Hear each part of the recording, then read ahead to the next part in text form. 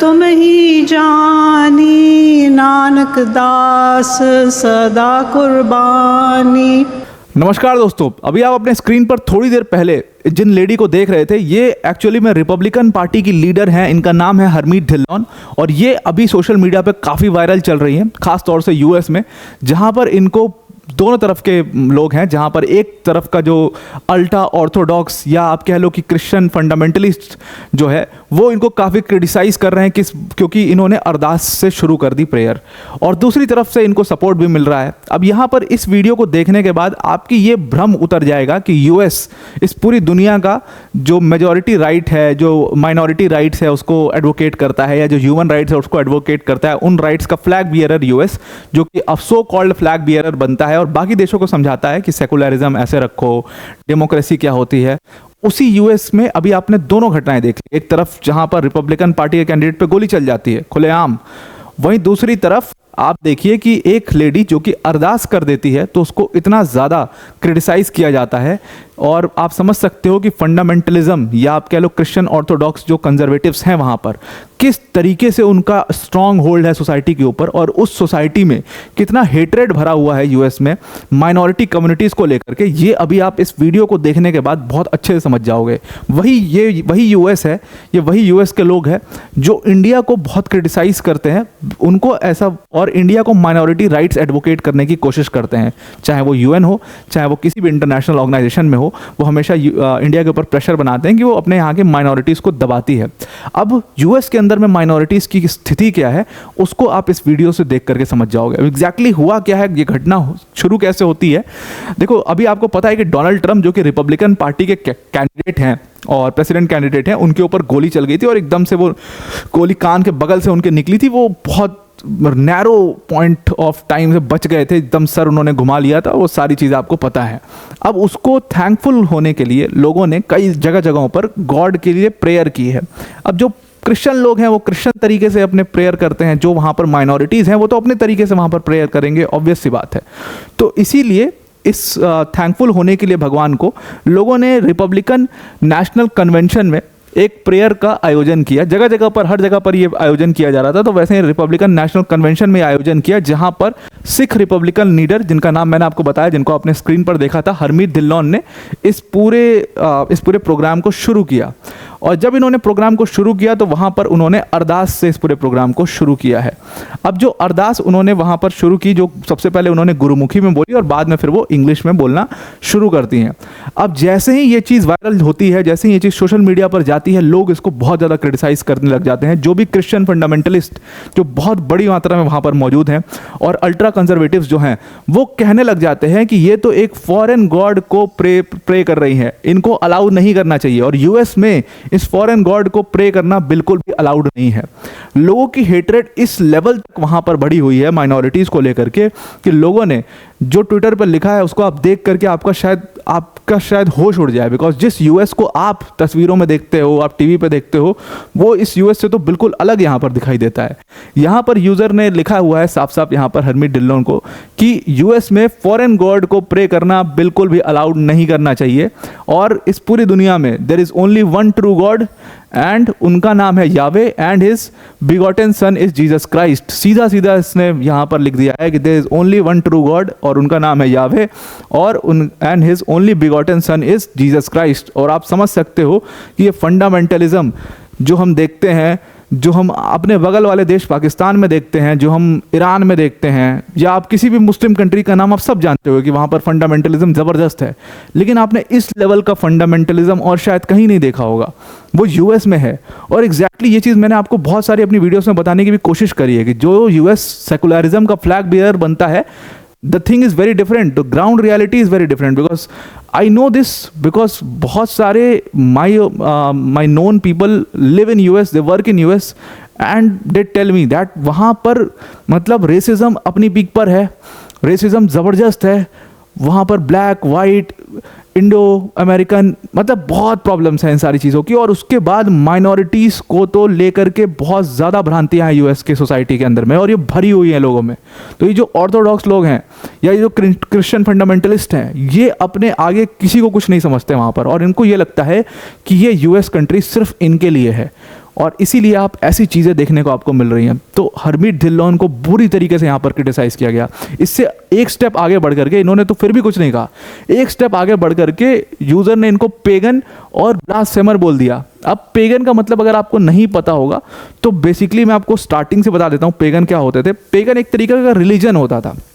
Religion उस time का Scandinavian countries में जब डेवलप्ड नहीं हुए थे बींग्स, और इस तरीके की अभी सारी जो हम आज टेक्नोलॉजी देख रहे हैं वो सब डेवलप नहीं हुआ था। क्रिश्चियनिटी अभी आई नहीं थी पूरी तरीके से, क्रिश्चियनिटी कुछ हिस्सों में ही दुनिया के पहुंच पाई थी, वो उस टाइम की मैं बात कर रहा हूँ। तो वहाँ पर स्कैंडिनेवियन कंट्रीज जो आज आप देखते हो वहाँ पर पेगन्स हुआ करते हैं। आपने वाइकिंग्स का शायद नाम सुना होगा, शायद आपने वाइकिंग्स देखी भी होगी, एक सीरीज थी, आई डोंट नो कितने लोगों ने देखी होगी। तो जिन लोगों ने देखी होगी उनको पता होगा, आप सर्च कर लेना गूगल पे वाइकिंग्स को। तो वाइकिंग्स बेसिकली पेगन्स हुआ करते थे और वो पॉलीथिस्टिक सोसाइटी थी, तो वो अलग अलग गॉड को मानते थे। जैसे ज्यूस का नाम सुना होगा आपने, ओडिन का नाम सुना होगा, ये सारे पेगन गॉड्स थे। तो पेगन उस तरीके का एक रिलीजन था जहाँ पर अलग अलग तरीके से वो प्रोफेस करते थे। तो उस वहाँ से ये पेगन वर्ड निकला है। बट ये प्रेजेंट कॉन्टेक्स्ट में एक गाली की तरह को इस्तेमाल किया जाता है। क्यों इस्तेमाल किया जाता है उसका मैं आपको मतलब बताता हूँ। अब देखो, बहुत सारे जो पेगन्स थे आज की डेट में तो कोई नहीं बचे हैं, वो जो है वो क्रिश्चियनिटी में बाद में चल करके सब धीरे धीरे कन्वर्ट हो जाते हैं। और तो अब अल्टीमेटली क्रिश्चियनिटी आ चुकी है वहाँ पर स्कैंडिनेवियन कंट्रीज में भी। तो पेगन उसके पहले रिलीजन हुआ करता था, बट बाद में उसको एक गाली की तरह आज प्रेजेंट कॉन्टेक्स्ट में लोग क्यों यूज़ करने लगे, बिकॉज स्कैंडिनेवियन कंट्रीज में जो है वहाँ पर उस समय कल्चर जो था वो बहुत ज़्यादा कल्चर्ड लोग नहीं थे। जैसे कांटा चम्मच लेके और प्लेट में खाना और रोब लगाना, वो सारी चीज़ें वहाँ पर मौजूद नहीं थी। वाइकिंग्स को आपने अगर देखा होगा आपको पता होगा, दे वर वेरी रफ पीपल। तो वहाँ से वो वर्ड पेगन पिक किया गया उस कॉन्टेक्स्ट में, और आज प्रेजेंट कॉन्टेक्स्ट में उसको एक गाली की तरह यूएस में यूज़ किया जाता है। तो इन्होंने हरमीत धिल्लोन को पेगन भी बुला दिया। और उसके बाद उन्होंने कहा कि ये जो भी कुछ कर रही थी, मतलब वो अब जो अपनी अरदास कर रही थी, उसको बोल दिया कि ये तो एक तरीके का विच क्राफ्ट है। कितने मुश्किल से डोनाल्ड ट्रंप बचे हैं और ऊपर से ये आरएनसी इनको विच क्राफ्ट करने के लिए कैसे अलाउ कर देती है। तो आप समझ सकते हो कि हेट्रेड किस लेवल की यूएस की सोसाइटी में भरी हुई है। वहीं कुछ यूजर्स ऐसे भी थे जिन्होंने हरमीत धिल्लोन को सपोर्ट किया इसमें। उन्होंने कहा कि यूएस जो है वो हमेशा से माइनॉरिटीज़ की रिस्पेक्ट करता है, खासतौर से उन माइनॉरिटीज़ की रिस्पेक्ट करता है जो माइनॉरिटीज़ मेजॉरिटी रिलीजन जो यूएस का है उसके रिस्पेक्ट करते हैं। और इसीलिए उन्होंने एक यहाँ पर लेटर कोट किया जहाँ पर उन्होंने दिखाया कि किस तरीके से जॉर्ज वॉशिंगटन ने हिब्रू, उस समय की हिब्रू कम्युनिटी मतलब ज्यूज़ को 1790 में लेटर लिख करके ये बताया था कि यूएस जो है वो बिल्कुल आपके लिए सेफ है और हम पिछले के सारे वॉर्स को भूल करके आगे एक अच्छा रिलेशन डेवलप कर सकते हैं। तो ये दिखाता है कि हमेशा से यूएस जो है वो माइनॉरिटीज़ को एक्सेप्ट करते रहा है, उनकी रिस्पेक्ट करते रहा है। अब ऐसा ये जो लेटर कोट किया गया था, आपको पता होगा कि 1719 में जॉर्ज वॉशिंगटन ने प्रयास इसलिए किया था क्योंकि आपको समझना पड़ेगा कि जितना भी ट्रेडिंग नेटवर्क था उस टाइम पर दुनिया का, वो most of the trading networks Jews के हाथ में था। और इसी तरीके से ज्यूज़ की पहली बार यूएस में एंट्री भी हुई थी।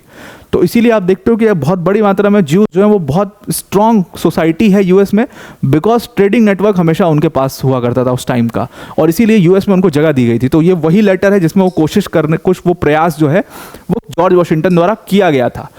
तो ये सारी चीज़ें यूएस के अंदर में चल रही थी। अब इसके बारे में जब हरमीत धिल्लोन जी से बात की गई, न्यूज़ एजेंसीज ने बात करी, तो उन्होंने कहा कि मैंने बहुत सारे लोगों को यहाँ पर ब्लॉक कर दिया है। कुछ उसमें रिपब्लिकन पार्टी के बहुत बड़े बड़े नेता भी थे, लेकिन बाकी जो मैंने अरदास करी रिपब्लिकन नेशनल कन्वेंशन में, वो आरएनसी डेलीगेट्स ने बाकायदे मेरी स्क्रिप्ट को अप्रूव किया था और उनको उससे कोई प्रॉब्लम नहीं थी। ये प्रॉब्लम सिर्फ उन फंडामेंटलिस्ट लोगों को है जिनको लगता है कि यूएस सिर्फ एक पर्टिकुलर रिलीजन के लिए है। अब यहाँ से इस पूरी वीडियो को बनाने का जो एजेंडा था, आई थिंक आप समझ गए होंगे, वो ये दिखाना था the real face of US society. क्योंकि जो कंट्री फ्लैग बियरर बनती है माइनॉरिटी राइट्स की, ह्यूमन राइट्स की, सेकुलरिज्म की फ्लैग बियरर बनती है, उस कंट्री में एक्चुअल में deep imbibed in the society खुद ही उस लेवल की सेकुलरिज्म नहीं है। कितना हेट्रेड है लोगों में आप समझ सकते हो।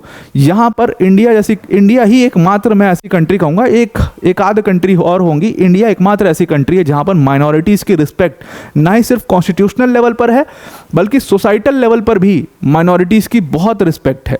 आपको हर 5 में से 3 लोग ऐसे मिल जाएंगे, 4 मिल जाएंगे ऐसे जो हर रिलीजन की रिस्पेक्ट करते होंगे, जो होंगे तो अपने रिलीजन के, लेकिन वो हर रिलीजन की रिस्पेक्ट करते होंगे। शायद एक कोई ऐसा मतलब हेट्रेड वाला पर्सन मिलेगा। बट यूएस में नंबर 5:2 का है, और 5:2 का भी क्या होगा, वो 5:2 तो छोड़ दीजिए, आप 1 का होगा। ये स्थिति है यूएस में। तो आप समझ सकते हो कि वहाँ पर सोसाइटी में किस लेवल का हेटेड वहाँ पर भरा हुआ है। आई होप आपको ये पूरा आर्टिकल समझ में आ गया होगा। वीडियो को एंड करने से पहले अनअकैडमी टीम की तरफ से एक बहुत बड़ी अनाउंसमेंट है। देखो, अनअकैडमी का बिगेस्ट एवर इवेंट दी अनअकैडमी यूपीएससी समिट, जो कि होने वाला है in collaboration with the Hindu group. ये जो इवेंट है ये 20 और 21 जुलाई को लाइव होगा। ये इवेंट आपके लिए काफ़ी हेल्पफुल होने वाला है, बिकॉज इसमें कई बड़ी बड़ी personalities like honourable minister Nitin Gadkari ji, K Annamalai जी, सुहासिनी हैदर, नीतीश राजपूत जैसे कंटेंट क्रिएटर्स जो हैं वो इस सेशन में को अटेंड करेंगे, अपने अपने इंसाइट्स देंगे। तो ये सेशंस आपके लिए काफ़ी फ्रूटफुल होने वाले हैं। अनअकैडमी ऐप पर ये इवेंट लाइव होगा। आपको डिस्क्रिप्शन में इसकी लिंक दी हुई है, उस लिंक पर जा करके आप नोटिफाई मी पर ज़रूर से क्लिक कर लेना। तो जब ये सेशन लाइव होगा तो आपको एक नोटिफिकेशन लिंक पहुंच जाएगी। अब वीडियो को एंड करते करते एक और छोटी सी अनाउंसमेंट है अनअकैडमी टीम की तरफ से कि अगर आप यूपीएससी सीएससी 2025 की प्रिपरेशन करना चाहते हो तो आपके लिए अनअकैडमी ने अब राहें और आसान कर दी हैं। मतलब अनअकैडमी ने आपके लिए बिगेस्ट एवर प्राइस ड्रॉप किया है। जिस यूपीएससी सीएससी के प्रिपरेशन में आपके 1.5-2 लाख रुपए खर्च हो जाते हैं, वहाँ पर अनअकैडमी ने बिगेस्ट एवर प्राइस ड्रॉप करके इस यूपीएससी सीएससी का कोर्स सिर्फ और सिर्फ 29,999 में कर दिया है। मतलब इस कोर्स फीस में आपको इंडिया के top educators like Mrinal sir, like Prateek sir, like Sudarshan sir जैसी फैकल्टीज आपको यहाँ पर पढ़ाएंगी। आपका जीएस, सीसैट, टेस्ट सीरीज सारा कुछ इसमें कवर कराया जाएगा। 1-to-1 मेंटोरशिप सब कुछ इसमें इंक्लूडेड है। तो इस डिस्काउंटेड प्राइस पर अगर आप यूपीएससी सीएससी का कोर्स परचेज करना चाहते हैं तो डिस्क्रिप्शन में एक लिंक दिया हुआ है, उस लिंक पर क्लिक करिएगा और जहां पर यूज कोड का ऑप्शन आएगा वहां पर APYT10 यूज कर लीजिएगा, तो आपको ये कोर्स डिस्काउंटेड प्राइस में अवेल हो जाएगा। तो आई होप आपको ये पूरा आर्टिकल समझ में आ गया होगा। आज के लिए इतना ही। Thank you and have a nice day.